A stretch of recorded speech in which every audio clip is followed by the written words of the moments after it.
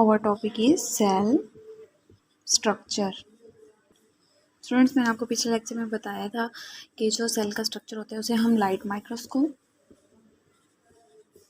और electron microscope के ज़रिए स्टडी कर सकते हैं, ठीक है। और आज मैंने आपको बताना है कि जो सेल का स्ट्रक्चर है उसको आप 2 मेथड्स के ज़रिए डिटेल से स्टडी कर सकते हैं। First method is cell fractionation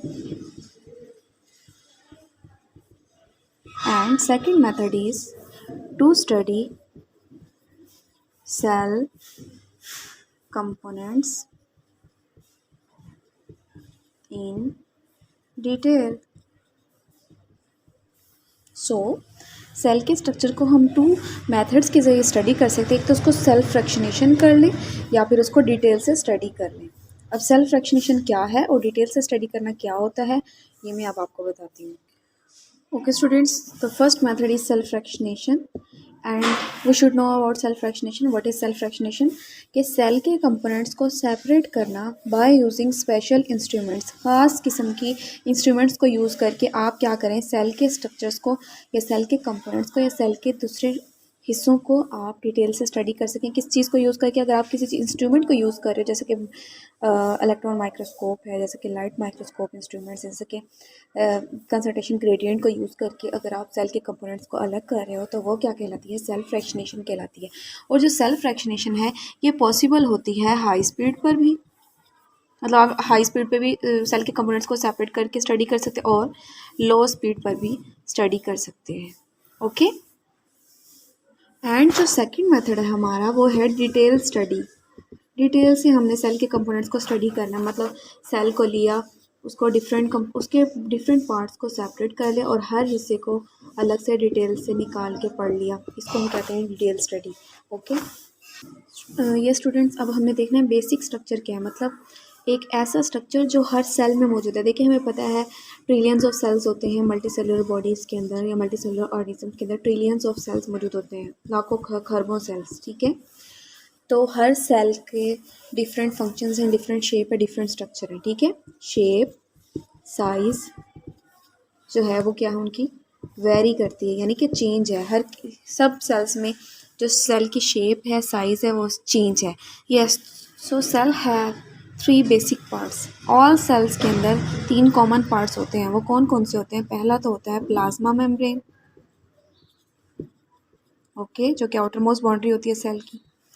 दूसरा होता है nucleus and third one is cytoplasm. ये 3 बेसिक पार्ट्स हैं जो कि हर सेल में मौजूद होंगे, प्रेजेंट इन ऑल सेल्स। ये सारे के सारे सेल्स में होंगे। इसके अलावा जो डिफरेंट चीज़ें हैं जो एक दूसरे को, जो सेल को एक दूसरे से डिफ्रेंशिएट करेंगी वो और चीज़ें, लेकिन ये 3 चीज़ें ऐसी हैं जो हर सेल में मौजूद होंगी। अब हम इनको थोड़ा सा डिटेल से पढ़ते हैं। Students, we were talking about there are 3 basic parts of the cell. First is plasma membrane. तो प्लाज्मा मेम्ब्रेन क्या होता है स्टूडेंट्स? अगर आप एनिमल सेल की बात कर रहे हैं, ठीक है, एनिमल सेल के अंदर जो आउटर मोस्ट बाउंड्री, अगर एक एनिमल सेल है ये, तो जो इसकी आउटर मोस्ट बाउंड्री है इसको हम क्या कहते हैं? Plasma membrane. ओके।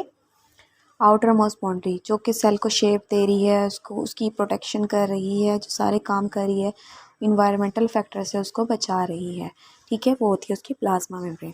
बट एक एक्सेप्शनल केस है कि प्लांट सेल्स के अंदर क्या होता है, ये प्लांट का सेल है, इसके बाहर प्लाज्मा मेम्ब्रेन है और इसके बाहर एक और एडिशनल लेयर होती है जिसको हम क्या बोलते हैं?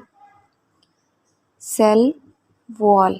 It means the plasma membrane of the plant cells there is an additional covering that is called as cell wall. Okay.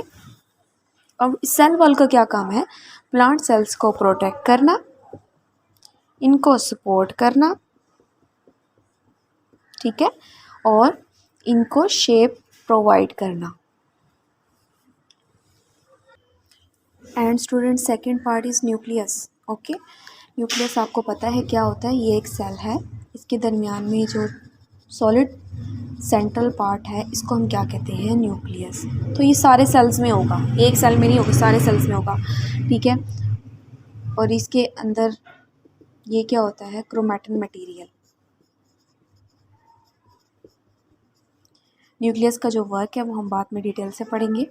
बता दूं कि न्यूक्लियस जो है वो सेल डिवीजन में हेल्प करेगा, ठीक है।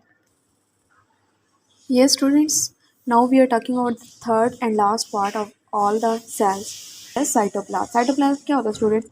ये एक सेल है, एनिमल सेल। इसके अंदर जो भी फ्लूइड मौजूद है इसको हम साइटोप्लाज्म कहते हैं, ठीक है। और जितनी भी मेम्ब्रेन बॉन्डेड ऑर्गेनेलीज हैं वो तमाम किस में लाई करती हैं? साइटोप्लाज्म के अंदर लाई करती हैं। मतलब साइटोप्लाज्म के डिफरेंट कंपोनेंट्स को हम आगे जाके डिटेल से पढ़ने लगे हैं, पढ़ेंगे। सेल साइटोप्लाज्म के अंदर मौजूद जितने भी डिफरेंट ऑर्गेनेलीज हैं उनको बाद में डिटेल से पढ़ेंगे और ये देखेंगे कि साइटोप्लाज्म में कौन कौन से ऑर्गेनेलीज होते हैं और हर ऑर्गेनेली का अपना क्या स्पेसिफिक वर्क है। अब तक हमने पढ़ा सेल का स्ट्रक्चर क्या होता है। दो तरीक़ों से हम उनको स्टडी कर सकते हैं, सेल फ्रैक्शनेशन के ज़रिए या फिर डिटेल स्टडी से। और बेसिक पार्ट्स जो हैं वो सेल के 3 होते हैं। First part is plasma membrane, second part is nucleus and the third part is cytoplasm. और हमने उन सब का वर्क भी पढ़ लिया है।